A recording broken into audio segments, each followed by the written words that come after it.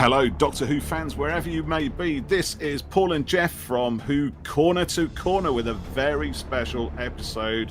Looking forward to the next series of Doctor Who, Series 13, aka Flux. Geoff, what do you think of that, mate? Flux or Flux? Flux. I think Flux. you should have a sideline career as trailer voiceover guy. Trailer voiceover guy coming to theaters.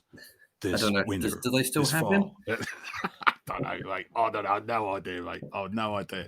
I'm just excited. I'm in a very excitable mood because it's my top show. It's coming back on telly. There's a new series. We've got new aliens. We've got all kinds of things going on. There's stuff happening, man. And it's only just a few days away now. I'm so excited. How excited are you on a scale of like 1 to 3 million? Are you about 17 yet, or something like that? Yeah, well, I was going to say 6 million, but yeah, we can go up to 17. Yeah. 17 million, yeah.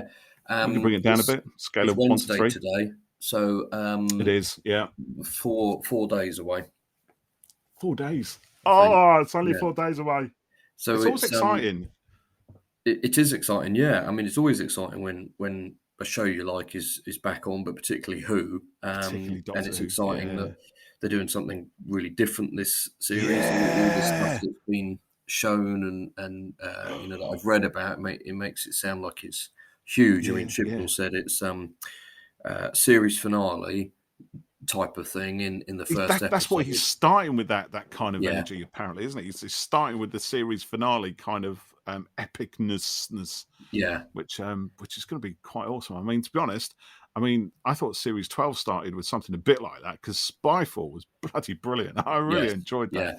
Yeah. that was really good. I mean, that set a high benchmark. So, yeah, I mean, I just honestly, I've seen a lot of the clips. Well, actually, no, not the video clips. A lot of the images. I mean, Sontarans. Oh, wow! Don't they look brilliant? They look. Oh man, they look awesome. All of the designs that they've done for the classic.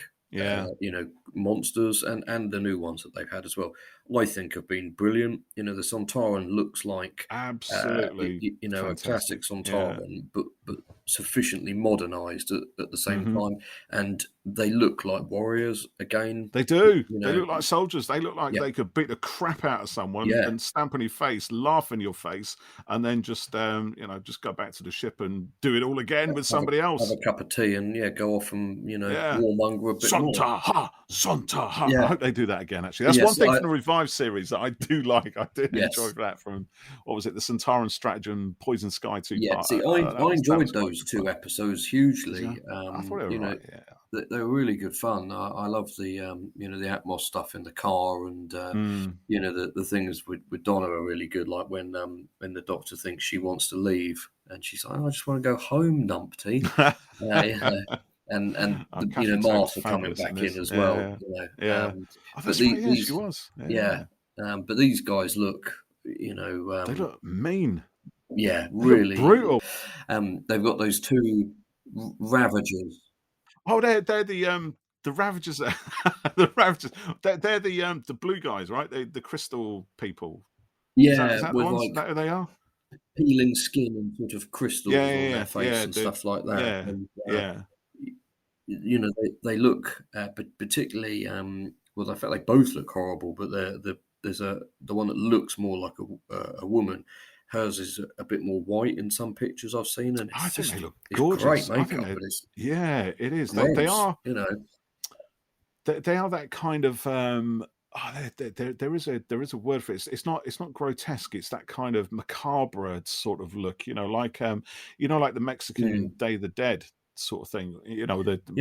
And with Halloween coming up and people painting their skull faces, there's a kind of a beauty in the art of it, in the artistry of that makeup. They are gross, but you can still sort of look at them at the same time, and I think the design and the work on it is brilliant, and I think they've only shown a little bit of what there's what we're going to get in this. Obviously the Weeping Angels are coming, and Carvanista, the dog, I think Chewbacca looking like alien, that's going to be fun. I like all that stuff. I'm expecting more to appear as well, and of course, what is the flux? Is it some what sort is of the time flux thing?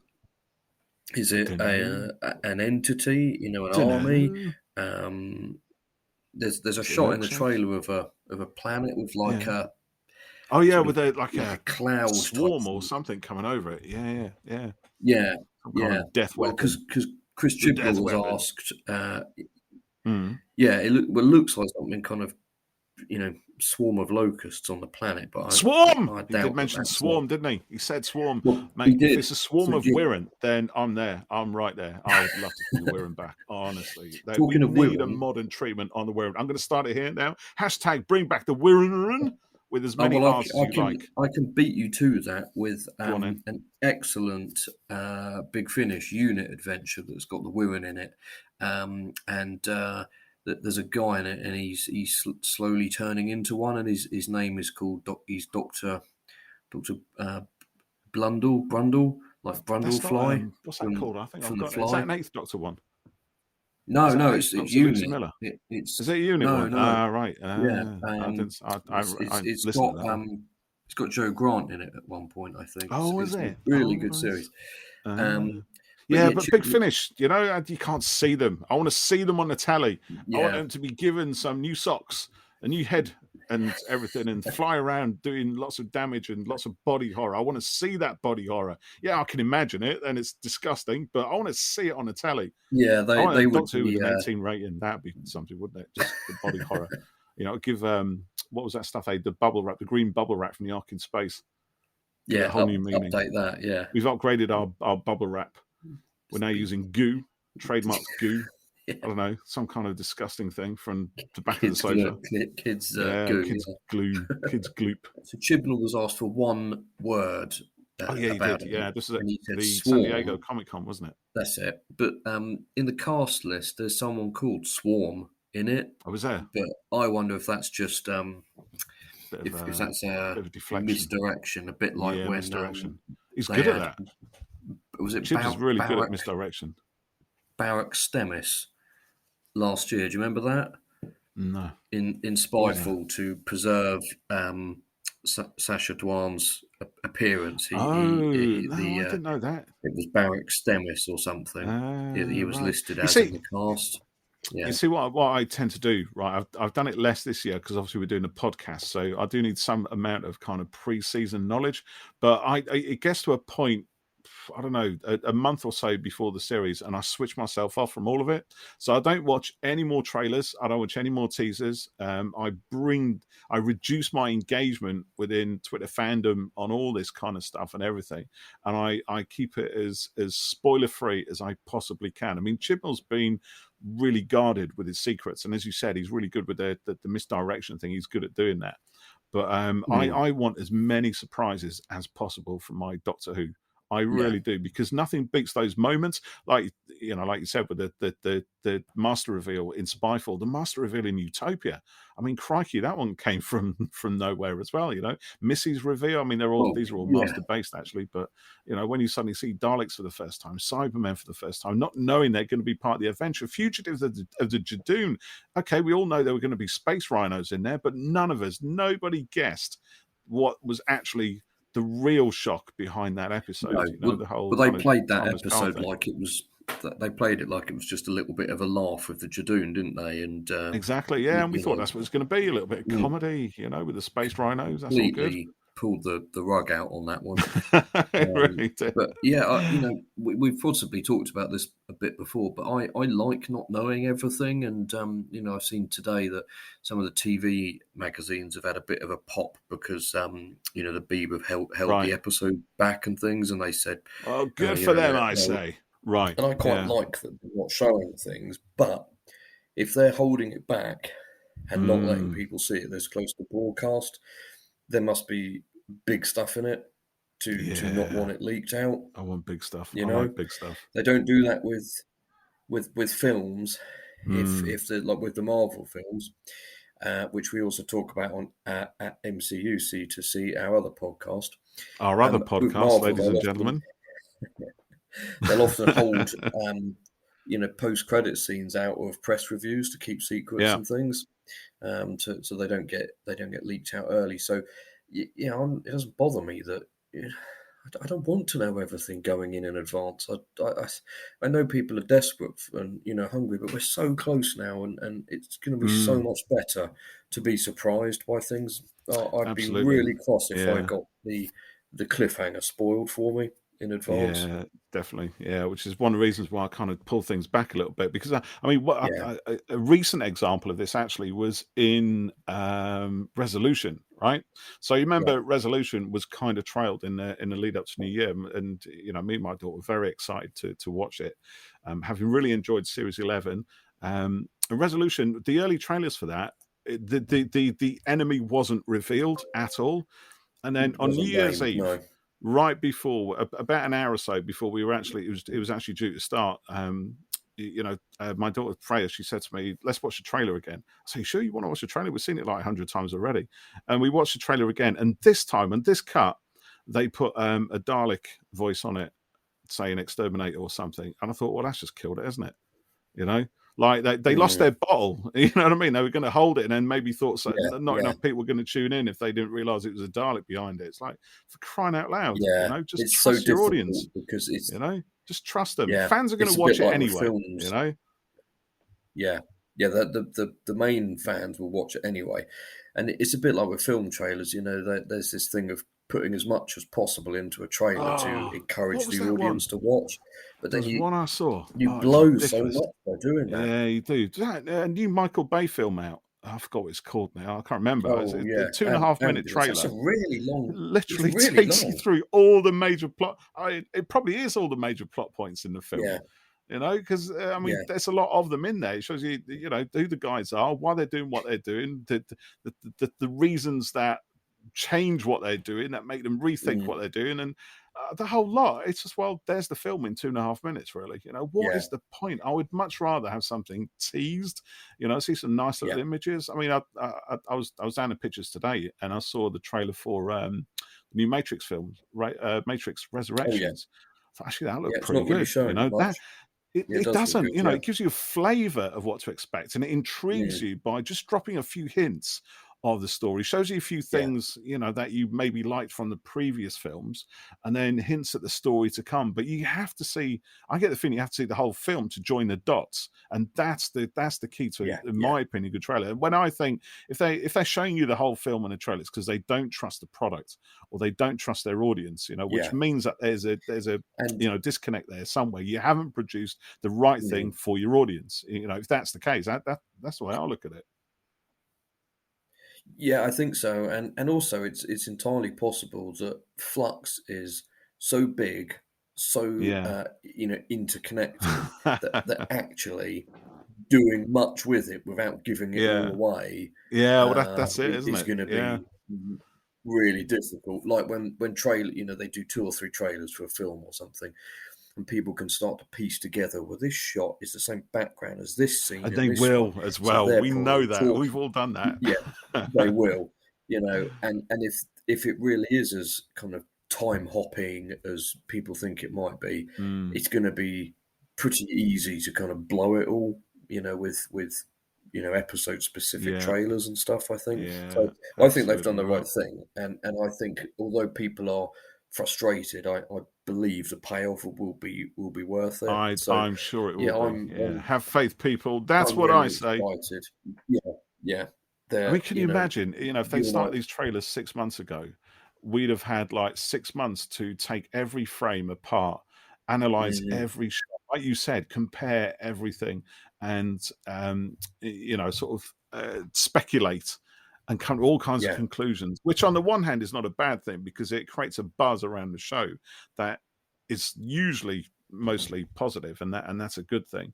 yeah, But I think things move so quickly these days, with the spread of information around the world. It's so fast that you've got to limit that window. And I think, yeah, I agree with you, Geoff. Bringing it close to the release date of the actual show is the right thing to do. We've had a nice yeah, drop of teas. We had Comic Con, then we had a few sort of bad news items, with the Chips and Jodie deciding they're going to call it a day. yeah, And then we had a few other things, some nice things. Then we got Russell T Davis, which is a good thing as well because we know the future's got You know, the show's got a future. Then we got some more teaser trailers, and now we're getting some content. We've seen some old monsters. You know, I think it's brilliant. It's really ramping up now. As we said at the start of this podcast, they've done the exact. Yeah, they've done the right thing with this. You know, I think that you know, it does need to you know, get a big audience. Any show does, but the future of the show is secure. You know, there was obviously no concerns about it. You know, and I think, you know, there's no worries on that side of things. And I think that you know, for us hardcore fans, there's plenty of other stuff to keep our minds occupied. There is in the time when the show is not on the air.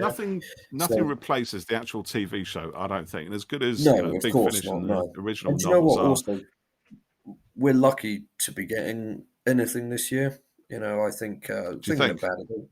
Well, yeah, I think you're right, actually. So. With the whole pandemic going on, I mean, a lot of shows have suffered far worse than Doctor Who has. You know, it looks like they've managed to pull off something massive in difficult circumstances, and you know, they could easily have said, we're going to wait until you know, 2021 to wait start. Until next year. You know, they started September last year filming and planning, and before that, of course, they didn't have to do that. They didn't have to try to hit that goal, and you know, they did. So that's brilliant. I think that the plans changed. You know, there were writers hinted at beforehand for Series 13, and you know, it's obvious that I suspect that there was you know, an arc across the series, and it's been condensed into 6 and elaborated upon, and then, you know, maybe the other writers' work has turned into what the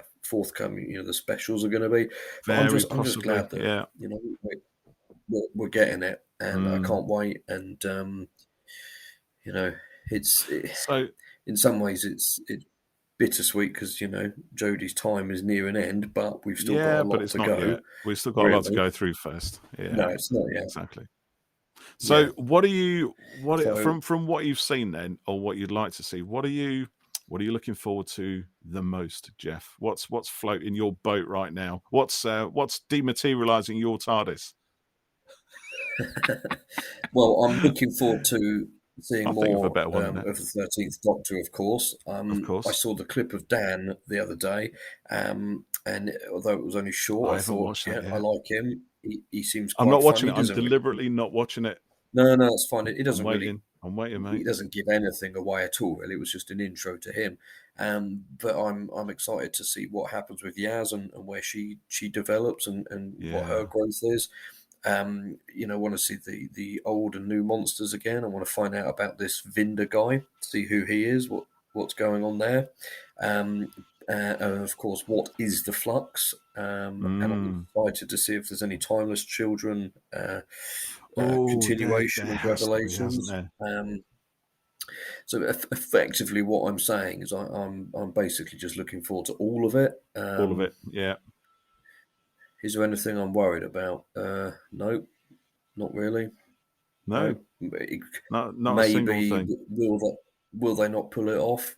Unlikely. I think it, you know, depends what you thought of the previous 2 series. Really, you know, I've really loved them. I can't see this being anything different from any of, you know. So yeah, and also we should be getting 5, if not 6, major cliffhangers. Depends if the last episode ends on a cliffhanger. I know. Oh, it probably will do, won't it? Which it might do, because I guess it's going to lead into.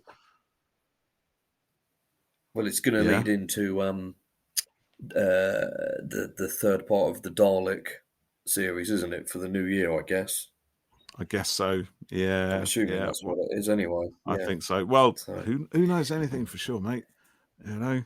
It's all it's all unknown, isn't it? Yeah. We think, you know, as fans, we like to see patterns in things, and maybe those patterns are there. Maybe they're figments of our own imagination. Maybe they're not. You know, but that's part of the fun. We might get the surprise that Jodie's not leaving, and that she's going to be doing a series with RTV. I think. Do you know what? If she actually said that, how far would that lift the nation? It really would. And there's been an outpouring of grief almost since she announced that she was leaving, and it was heartbreaking watching her on a Graham Norton show when she said to Coldplay, you know, well, I'm not the Doctor anymore. It's like, oh, don't say that. You know, you still are. I tweeted for now. That because you still are. You always will be. You know. Yeah. So I've got a couple of Go on in. Yeah. What you got? I've got some tweets here from some other fans. So we did a tweet on at Who C2C, which is our Twitter account. That's our Twitter. To see what people thought of, you know, what their thoughts were about, you know, the incoming flux. So at Mike Honor, he says, super excited. Hashtag.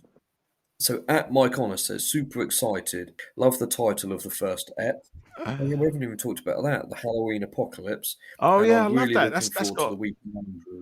Yeah, that's got Christmas Invasion vibes all over, isn't it? Really, it's pure Doctor Who and also pulp, which I love. War of the Sontarans. And, War of the Sontarans. I mean, that's a title that you think, why have they not done that before? Because that just sums them up. You know, it is. They're warring race. Let's do War of the Sontarans. I mean, we've had War of the Daleks. So I think that was a BBC book, a Doctor book actually. But yeah. It's a great title for it. So Robot of Death at Mr_G Ward. He says, I'm hoping for the Sontarans' war to be against the Rutans. I think alternative universes will come into play. Awesome. Particularly with Ruth and the Timeless Child arc, though maybe not till Jodie's final special. But I'm so enamoured with this era, I'm certain I'll love whatever they give us. Fabulous. And then Cyber Controller, who is at Controlly3 Cyber. Controlly3 Cyber. I'm thinking a Who version of the Battle of the Five Armies.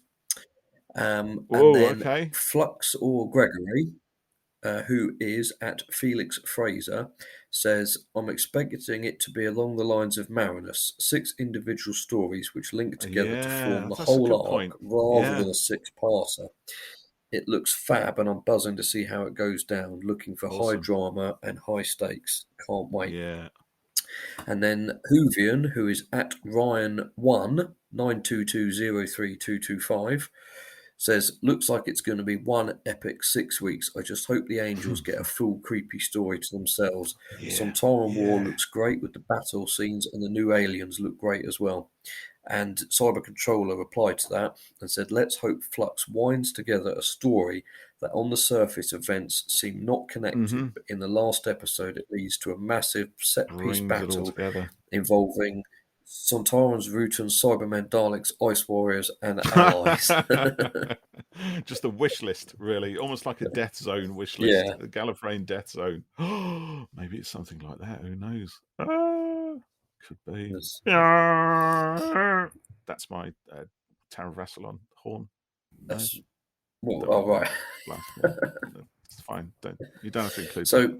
We'll be converging. Converging. We will be gathering on Sunday evening after the broadcast of Chapter 1, the Halloween Apocalypse, after we've been trick or treating and all that kind of thing, and discussing. Well, talking about what it's a reaction pod, really, isn't it? I guess that's what it is. What are our reactions? Yes, it will be at that point. To the first episode of Series 13, Doctor Who Flux. Yes. Yeah. Picking our brains up off the floor, hopefully. Yeah, and let us know what you think as well. So if you're on Twitter, thereabouts, straight after the episode, join us at Who C2C. Yeah.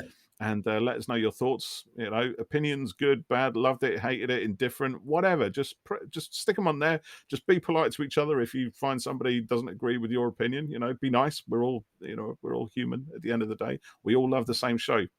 We all watch the same shows. So yeah, let's do that. And we'll have some really good discussions. And do please tune into our pod, which will be out as soon as we've edited it. But we'll turn it around quickly. Monday morning. That's the plan. Monday morning. Yeah. There you go. And I hope you join us for that as well. It'll be great fun. I'm looking forward to this, Geoff. It's going to be a lot of fun, mate. Yeah, me too. Well, enjoy it, fellow. You're smiling. That's a good thing. You're smiling. There you go. And we'll catch you after the apocalypse. Indeed. Yes. Happy Halloween. Until then. Ooh.